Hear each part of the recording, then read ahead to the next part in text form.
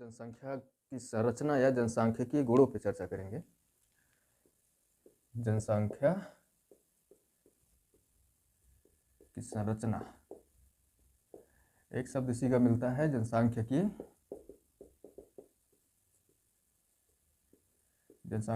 गुण। ठीक है, जनसंख्या नीतियों पे चर्चा हो गई थी और लगभग सभी चैप्टर्स जो सिलेबस में आपके दिए हैं उन पे कंप्लीट बातें हो गई थी। और एक आखिरी चैप्टर मैंने बीच में छोड़ रखा था, ये बीच का ही चैप्टर है, लेकिन इसको मैंने जानबूझकर लास्ट में कराने के लिए सोचा था। जनसांख्यिकीय गुण क्या होते हैं? सबसे पहले तो जनसंख्या क्या है? तो किसी क्षेत्र में रहने वाले लोग, किसी क्षेत्र में रहने वाले लोगों को क्या कहते हैं? जनसंख्या कहा जाता है। जनसंख्या का मतलब हो गया जन अर्थात लोग, संख्या का मतलब संख्या ही होता है। क्या हो गया? जनसंख्या यानी लोगों की संख्या। तो किसी क्षेत्र में एक समय में देखा जाए, और निवास चूंकि अस्थायी होना चाहिए, ये एक छोटी सी परिभाषा, इसको आप एक्सप्लेन भी कर सकते हैं। किसी क्षेत्र में रहने वाले लोगों को जनसंख्या कहा जाता है, या फिर किसी क्षेत्र में अस्थायी रूप से निवास करने वाले लोगों को उस क्षेत्र की जनसंख्या कहेंगे। ध्यान रहे, किसी क्षेत्र की बात की जा रही है, ऐसा नहीं है कि हर जगह पे। आप जिस क्षेत्र के बारे में जानना चाहते हैं उस क्षेत्र में रहने वाले लोगों का आप डाटा इकट्ठा कर लीजिए, कितने लोग हैं, वही उस क्षेत्र की क्या होगी? जनसंख्या होगी। अब इनके जो बहुत सारे गणितीय आंकड़े हैं, गणितीय आंकड़ों का मतलब हो गया कि इनकी संख्या, कितने महिला कितने पुरुष हैं ये आंकड़े, कितने बच्चे कितने वृद्ध हैं ये आंकड़े, कितने लोग पढ़े हैं कितने अनपढ़ हैं ये आंकड़े, यही सारे आंकड़े क्या कहलाते हैं? गणितीय आंकड़े कहलाते हैं, जो जनसंख्या के बहुत सारे गुणों को प्रदर्शित करते हैं। ठीक है, तो जनसंख्या के बहुत सारे गुणों को प्रदर्शित करते हैं, जनसांख्यिकीय गुण कहलाते हैं। तो जब इनके गणितीय आंकड़ों को हम कलेक्ट कर लेते हैं,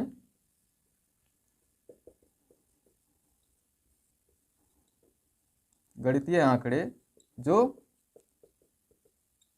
जनसंख्या के बहुत से गुणों को प्रदर्शित करते हैं, गुणों को प्रदर्शित करते हैं, क्या कहलाते हैं? जनांकिकीय गुण कहलाते हैं। ठीक है, अब वो आंकड़े क्या होंगे? वो गुण कौन से होंगे जो जनसंख्या के संदर्भ में प्रदर्शित होते हैं? जैसे आयुलिंग है, एज स्ट्रक्चर, आयु संरचना, जनघनत्व है, जनघनत्व का मतलब उस क्षेत्र में जो रहने वाले लोग हैं उनके बीच की जो दूरियां हैं वो कितनी है, भौगोलिक दूरियां, मृत्यु दर क्या है, जन्म दर क्या है, प्राकृतिक वृद्धि दर क्या है नहीं, साक्षरता क्या है, ये सारी चीजें क्या हैं? उस क्षेत्र में उस जनसंख्या के गुण हैं। और इन गुणों को हम जानने के लिए क्या कराते हैं? सर्वेक्षण करवाते हैं, सर्वे करवाते हैं, जिन्हें आप कहते हैं जनगणना, यही होता है। तो फिर देखते हैं इनमें से कि ये जो गुण हैं, जनसांख्यिकीय गुण कौन कौन से हैं। जैसे आयु संरचना, एक एक करके हम समझते जाएंगे। लिंगानुपात, साक्षरता, जनघनत्व, ऐसे और भी बहुत सारे गुण हैं, आदि कर दीजिए, जो मुख्य रूप से हम लोग यहाँ इस क्लास में देखेंगे। ये नोट कर लीजिए। फिर बात करते हैं एज स्ट्रक्चर की, आयु संरचना क्या होती है किसी देश या किसी क्षेत्र की। तो एज स्ट्रक्चर या आयु संरचना, इस पे हम बात करते हैं, क्या है?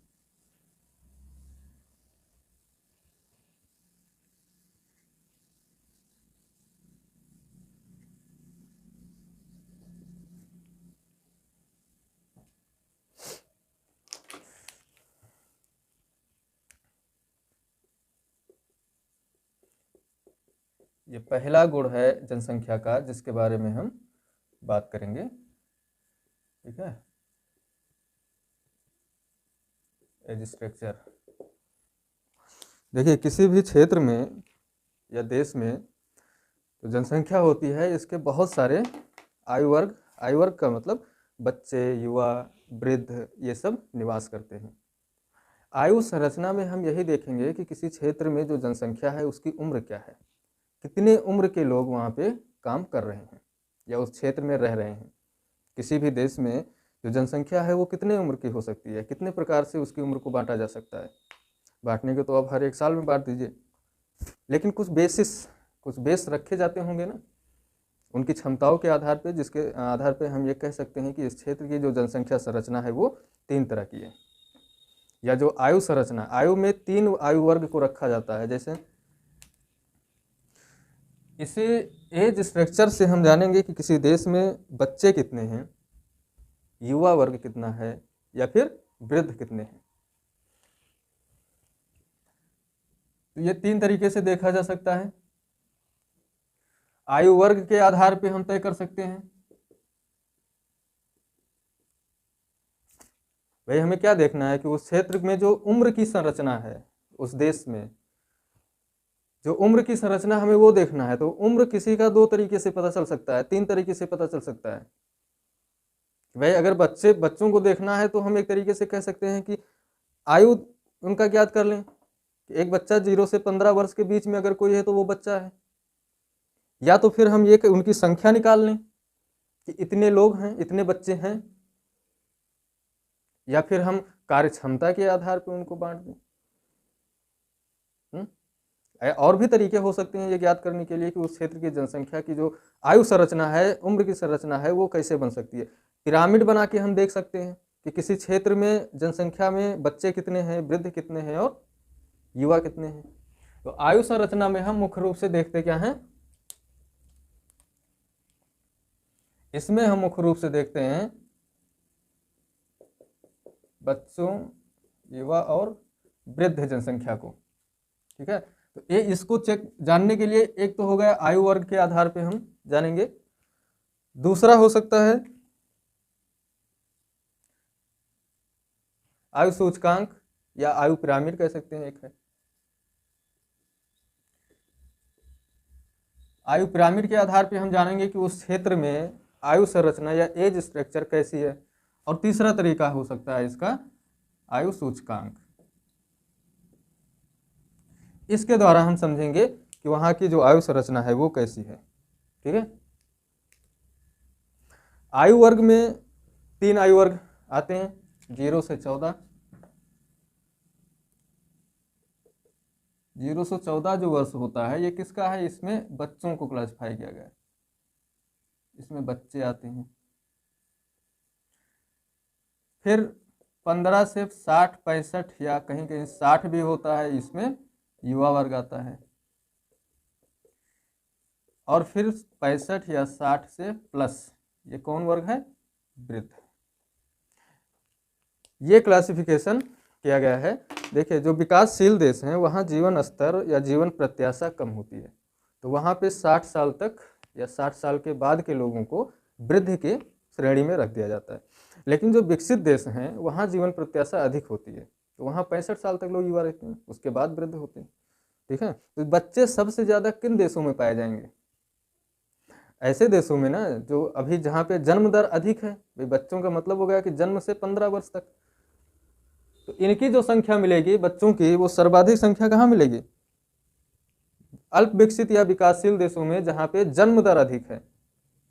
ठीक है, वहाँ पे बच्चों का अनुपात या फिर 0 से 14 वर्ष का जो आयु वर्ग है इसका अनुपात सर्वाधिक होगा। जैसे आज के डेट में देखा जाए तो नाइजीरिया में है। और जहाँ जन्म दर निम्न होगी वहाँ पर इनका अनुपात कैसा होगा, कम होगा। एक सैंडबर्ग थे, उन्होंने बताया था कि जो बच्चे हैं या किसी भी क्षेत्र को या देश को प्रगतिशील और अप्रगतिशील में उन्होंने बांटा था, प्रोग्रेसिव और रिग्रेसिव। उन्होंने कहा था कि अगर 40% से ज़्यादा बच्चे हैं किसी भी देश में तो वो प्रोग्रेसिव होगा। 40% बच्चों का मतलब हो गया कि आज वो बच्चे हैं प्रोग्रेसिव, मतलब आगे बढ़ रहा है, पॉजिटिव होता है आगे बढ़ना। आगे बढ़ना तो नेगेटिव भी हो सकता है, लेकिन यहाँ पॉजिटिव वे में लिया गया कि अगर 40% से अधिक बच्चे हैं तो फिर वो देश आज के 20 साल बाद क्या होगा, 15 साल बाद क्या कहलाएगा, युवा देश कहलाएगा, जैसे आज भारत कहला रहा है। क्योंकि ये 40% बच्चे क्या होंगे, युवा होंगे ना आगे चलकर। तो उस देश के 40% से अधिक जनसंख्या 20 साल बाद युवा जनसंख्या कहलाएगी। इसको इन्होंने बताया क्या, कि ये प्रगतिशील देश की पहचान होती है। और अगर किसी देश में इनकी जनसंख्या 20% से कम है तो फिर ये मुश्किल में पड़ने वाले हैं, जैसे भारत। भाई जब आज बच्चों के जन्म दर कम हो गई है और आज आप 20% आपके यहाँ बच्चे हैं, तो ये 15 साल बाद 20 साल बाद युवा वर्ग में जब ये प्रवेश करेंगे तो फिर युवा वर्ग की जनसंख्या कितनी होगी। आज 20% है तो ऐसा तो है नहीं कि उस समय 80% हो जाएंगे, क्योंकि जो आज जन्म लिए हैं यही कल युवा होंगे। तो इनकी जनसंख्या, युवा वर्ग की जनसंख्या 20-25 साल बाद 20% पे होगी। तो फिर 80% कौन जनसंख्या होगी, वृद्ध और ये बच्चे, यानी वृद्धों की संख्या सर्वाधिक होगी उस समय। 20% कार्यशील जनसंख्या होगी और 80% खाने वाली जनसंख्या होगी। जो कार्यशील नहीं है तो फिर वो देश किस बेसिस पे विकास करेगा, आप खुद सोच सकते हैं। यही बात साइडवर्ग महोदय ने बताई थी जनसंख्या के संबंध में। तो इसकी कुछ विशेषताएं हैं, तो देख लेते हैं हम लोग।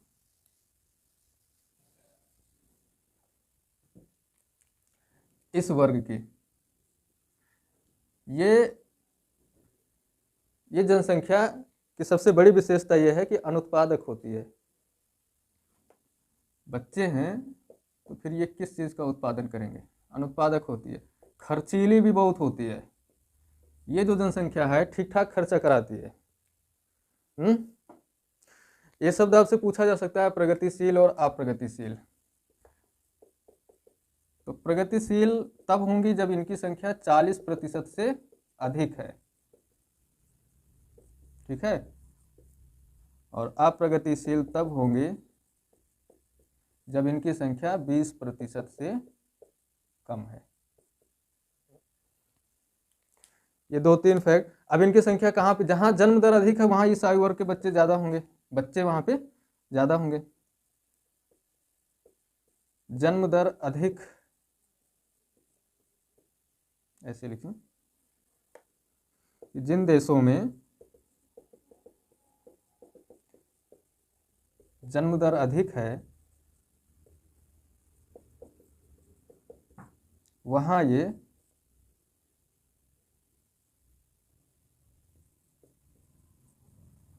अधिक होंगे, ठीक है। जहाँ पे जन्म दर अधिक है वहाँ ये आयु वर्ग का जो अनुपात है वो अधिक होगा। वहाँ पर ऐसा लिख लें, इस आयु वर्ग का अनुपात अधिक होगा।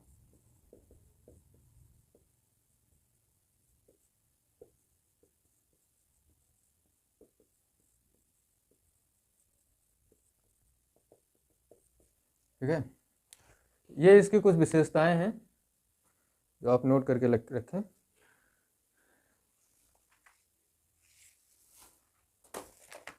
दूसरा आयु वर्ग क्या है, इसे आप वीडियो पॉज करके नोट कर लेंगे।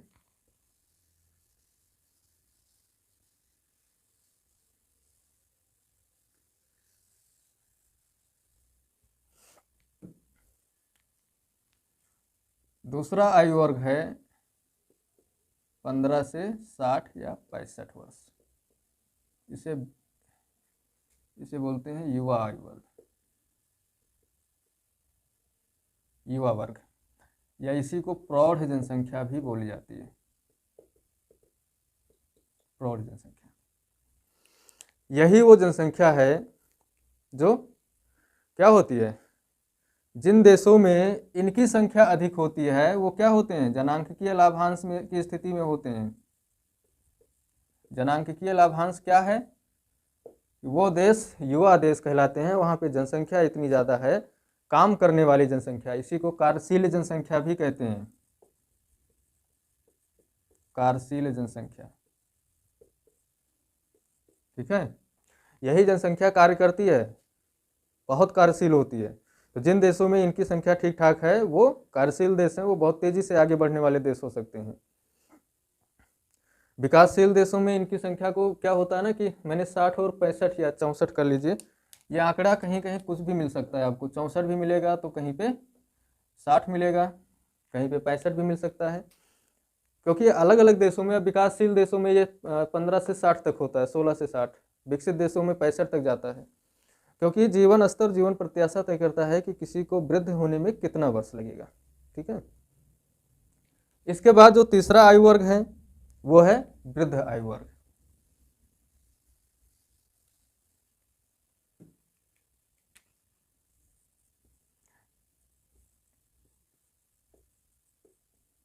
वृद्ध आयु वर्ग, इनकी उम्र क्या होती है? 60 या 65 से अधिक। इनकी भी वही विशेषताएं हैं, इन्हें वरिष्ठ नागरिक या वरिष्ठ वर्ग भी कहा जाता है। इनकी भी वही विशेषताएं हैं जो बच्चों की है, बाल आयु वर्ग की है। यहाँ बच्चे की जगह बाल आयु वर्ग भी लिख सकते हैं। तो ये भी क्या होते हैं? अनुत्पादक होते हैं। अनुत्पादक जनसंख्या है ये। अनुत्पादक मतलब कार्य नहीं कर रही है। ये किस पे निर्भर है? प्रौढ़ जनसंख्या पर निर्भर होते हैं। प्रौढ़ जनसंख्या पर निर्भर होते हैं। ठीक है। और अगर किसी देश में इनकी संख्या अधिक है तो वो देश अप्रगतिशील होगा, रिग्रेसिव होगा। लेकिन अगर इनकी संख्या कम है तो वो देश प्रगतिशील होगा। वो संख्या सैनबर्ग ने 8% मिनिमम और मैक्सिमम 16% निर्धारित किया है कि अगर 8% से कम जनसंख्या इनकी है किसी देश में तो वो देश प्रगतिशील देश होगा, और अगर 16% से अधिक जनसंख्या है किसी देश में इनकी तो अप्रगतिशील होंगे, क्योंकि जितने ज़्यादा वृद्ध होंगे उतने ज़्यादा उन पे खर्चे होंगे और कार्यशील लोगों की संख्या कम होगी। यानी दो आयु वर्ग, एक वृद्ध आयु वर्ग और एक बाल आयु वर्ग, ये दोनों के दोनों अनुत्पादक हैं, खर्चीले हैं और किस पे निर्भर हैं? प्रौढ़ जनसंख्या पे। ठीक है, प्रौढ़ आयु वर्ग पे ये निर्भर होते हैं। ये तो बात हो गई किसके? आयु वर्ग की। जब हम जनसंख्या के जो संरचना है उसमें बात करते हैं, 3 तरह से हम देखते हैं, जिसमें एक आयु वर्ग है, तो 3 प्रकार के आयु वर्गों में किसी भी देश की जनसंख्या को रखा जा सकता है या बांटा जाएगा। ठीक है। अब इसके बाद में बात करते हैं आयु पिरामिड की। आयु पिरामिड के आधार पे 3 तरह के पिरामिड बनेंगे। अब देखिए आयु पिरामिड होता क्या है। तो ये जो तीनों आयु वर्ग हैं जिनको आप उम्र के हिसाब से क्लासिफाई किए हैं, इन तीनों आयु वर्गों को ग्राफ में अगर प्रदर्शित कर दिया जाए तो वो क्या है? आयु पिरामिड है। तो उपर्युक्त तीनों आयु वर्गों का ग्राफीय प्रदर्शन क्या कहलाता है? आयु पिरामिड कहलाता है। आयु पिरामिड कहलाता है। अब आयु पिरामिड भी 3 तरह का बनेगा। एक जो पिछड़े देशों में आयु पिरामिड कैसा बनता है, एग्जाम्पल में आपको यही मिलेगा। एग्जाम में एक एग्जाम्पल्स दिया जाएगा पिरामिड्स बना करके, और फिर ये ऑप्शन में होगा कि ये पिरामिड किस देश का है, विकासशील देशों का है या विकसित देशों का है या अल्प विकसित देशों का है। तो 3 तरह के पिरामिड्स बनेंगे। जैसे नंबर 1, अल्प विकसित देश। देश अगर अल्प विकसित है तो निश्चित रूप से एक विशेषता होगी कि जन्म दर उसकी अधिक होगी। ये जनसंख्या संक्रमण सिद्धांत कहता है कि वहाँ पे जन्म दर कैसी होगी? अधिक होगी। यानी जो देश पिछड़ा हुआ है, पिछड़े हुए देशों में जन्म दर अधिक होती है, अल्प विकसित देश या पिछड़े देश में। अगर जन्म दर अधिक है तो फिर उसका आधार जो होगा पिरामिड का वो कैसा होगा?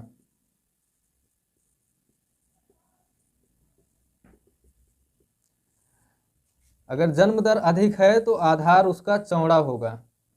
यानी जो बच्चे हैं वो क्या होंगे? बाल आयु वर्ग अधिक होगा।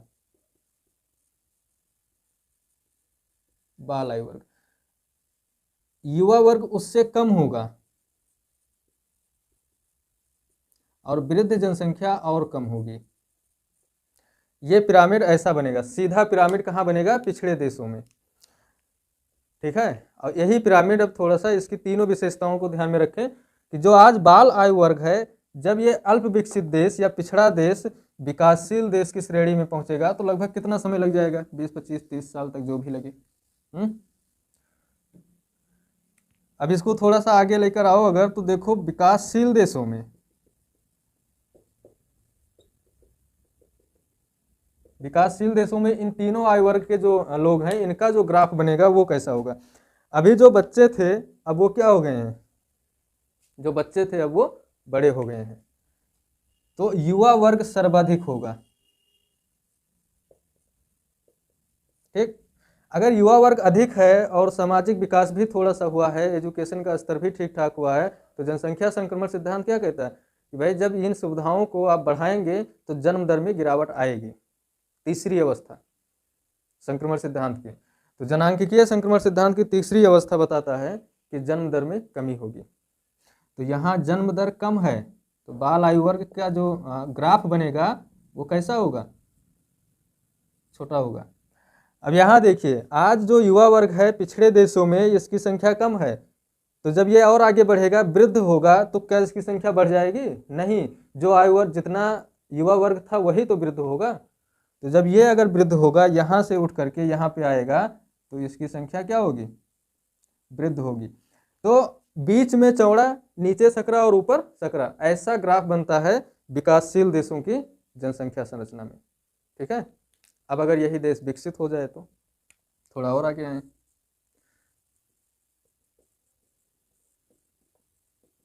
विकसित देशों में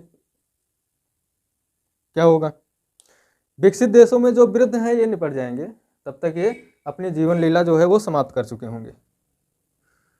तो जब ये नहीं रहेंगे, इनकी मृत्यु हो जाएगी, तो फिर अब जो विकसित देशों में जब देश विकसित होगा, ये विकासशील देश जब विकसित बनेगा तो जो युवा वर्ग है ये तब तक क्या हो जाएगा, वृद्ध हो जाएगा। यानी अगर ज़्यादा युवा वर्ग हमारे पास आज है तो आज की तो एक लंबे समय के बाद में ये वृद्ध भी तो होगा, वृद्ध आयु वर्ग। अगर बच्चे यानी बाल आयु वर्ग की संख्या थोड़ी कम है, जन्म दर कम हो गई थी, तो ये बच्चे आगे चल करके क्या होंगे, युवा वर्ग बनेंगे। तो युवा वर्ग कम होगा थोड़ा सा। अब अगर यहाँ पे आप इतने समझदार हो गए हैं कि आपको पता है कि जन्म दर कम कर लेनी चाहिए अब, और सरकार भी कोशिश कर चुकी, ठीक ठाक पॉलिसीज बनाई गई, जागरूकता अभियान चलाए गए, तो अगर इस युवा वर्ग ने अपने जन्म दर में कमी लाया और यहाँ पे बाल आयु वर्ग कम है, तो सोचिए ये युवा वर्ग तो आपसे भी ज़्यादा एडवांस है जैसे आज के विकसित देश हैं। तो फिर उनकी सोच किस लेवल पे होगी। अगर आपने ये सोचा था कि हमारे 2 बच्चे हों, तो अब जो बच्चे होंगे जब ये बड़े होंगे तो ये क्या सोचेंगे कि हमारे एक ही बच्चे हों। ठीक, तो जन्म दर और कम होगी, क्या होगी, जन्म दर और कम होगी, तो बाल आयु वर्ग की कमी हो जाएगी। तो इस तरह का पिरामिड विकसित देशों में बनेगा। ठीक है, इसको बना लीजिए। फिर एक तरीका और है, उस पर भी बात कर लेते हैं थोड़ी सी। तीसरा तरीका क्या है, आयु सूचकांक के बारे में बात कर लेते हैं थोड़ी सी, कि आयु सूचकांक के आधार पे कैसे किसी देश की जो आयु संरचना है उसका पता चलता है।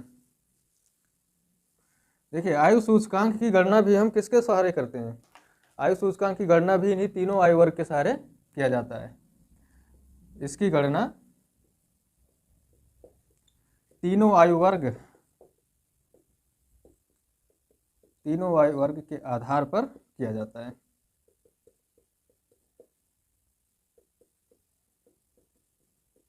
ठीक है, इसमें हम देखते क्या है, मुख्य रूप से किसी देश में ये देखा जाता है कि वहाँ पे जो शिशु निर्भरता अनुपात है, यानी कितने बच्चे हैं, भाई बच्चे हैं तो निर्भर होंगे ही, किस पे निर्भर हैं, युवा वर्ग पे निर्भर होंगे, क्योंकि वही कार्यशील है, वही उत्पादक जनसंख्या है।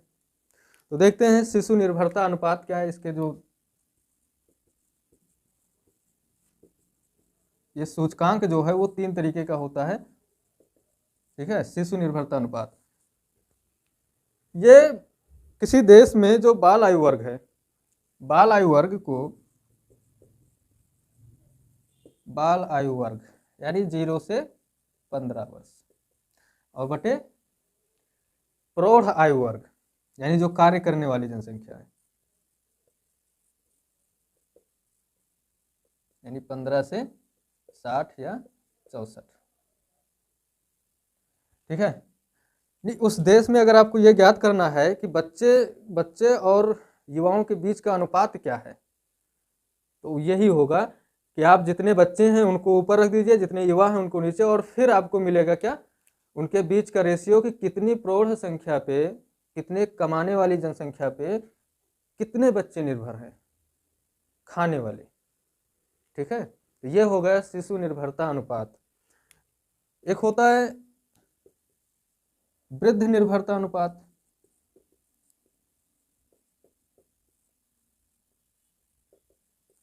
वृद्ध निर्भरता अनुपात यहां भी वही है, वृद्ध आयु वर्ग,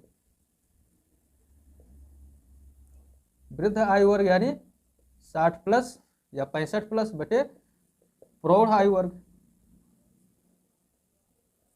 इसका आप अनुपात निकाल लीजिए, यानी 15 से 60, 65, 60, 64 आयु वर्ग के, तो इसका जो अनुपात आएगा वो होगा उस देश में वृद्धि निर्भरता अनुपात। यानी इससे ये पता चल जा रहा है कि अगर 10 युवा हैं तो 10 युवा पे कितने बच्चे निर्भर हैं या कितने वृद्ध निर्भर हैं, यही ज्ञात होता है। ठीक है, एक शब्द एग्जाम में मिलता है निर्भरता अनुपात, जो अभी आप देख भी रहे हैं अपने सामने। एक शब्द और होता है इसी के संदर्भ में, पराश्रित जनसंख्या। पराश्रित का मतलब जब दूसरों पे आश्रित हो। ठीक है, पराश्रित या आश्रित या निर्भरता, ये तीनों शब्द एक ही हैं। तो मान लीजिए भारत है, भारत में ऐसी कितनी जनसंख्या है जो निर्भर है, किस पे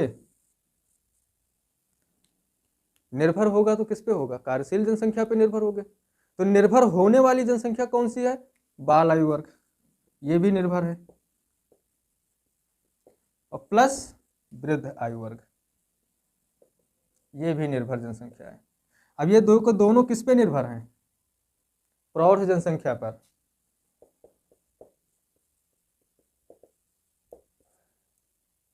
अगर आपके पास आंकड़े हैं तो फिर बाल आयु वर्ग को एक तरफ रख लीजिए प्लस करके वृद्ध आयु वर्ग, और ये दोनों के दोनों अनुत्पादक होते हैं, तो फिर ये खाएंगे किसकी कमाई, प्रौढ़ जनसंख्या की। तो जिन देशों में ये अनुपात अधिक है वो देश की स्थिति कैसी होगी, वो विकासशील होंगे या फिर पिछड़े देश होंगे। जैसे भारत है, तो भारत में निर्भरता अनुपात अभी ठीक ठाक है, भारत में जन्म दर भी बढ़िया है और वृद्धों की संख्या भी ठीक ठाक ही है, न बहुत ज़्यादा ना बहुत कम। लेकिन आने वाले समय में भारत में वृद्धों की संख्या कैसी होगी, निश्चित रूप से अधिक होगी, क्योंकि आज जो हम युवाओं के देश हैं, ये युवा आगे चलकर वृद्ध होंगे। और चूँकि हमारी सोच भी ठीक ऐसी हो गई है कि अब हमें परिवार नियोजन के बारे में सबको लगभग ये समझ है, तो जन्म दर में गिरावट भी कर रहे हैं लगातार ये पीढ़ी जो युवा वर्ग है, और ये उम्र के हिसाब से आगे भी बढ़ रहे हैं। तो आने वाले समय में 20-25 सालों में जब ये वृद्ध होंगे, 30 सालों में, तो चूंकि इन्होंने अपने प्रतिस्थापन दर को पूरा किया है, कुछ तो वो भी नहीं किए हैं, तो जो बच्चे आज जन्म ले रहे हैं ये कल युवा होंगे, तो हमारे पास युवाओं की कमी होगी, लेकिन वृद्धों की कोई कमी नहीं होगी। तो फिर हम अप्रगतिशील या रिग्रेसिव कंट्रीज के लिस्ट में आएंगे, तभी शायद विकसित देश कहलाने का सौभाग्य मिले। ठीक है, ये तो आयु संरचना थी, एज स्ट्रक्चर जो हमने देखा। जनसंख्या के गुणों में अगला जो हम देखेंगे वो होगा लिंगानुपात, कि लिंगानुपात भी किसी देश या क्षेत्र की जनसंख्या के गुण को प्रदर्शित करता है, उस देश में कि जनसंख्या किस रूप में है। लिंगानुपात में हम देखेंगे कि स्त्री और पुरुष के बीच का क्या अनुपात है।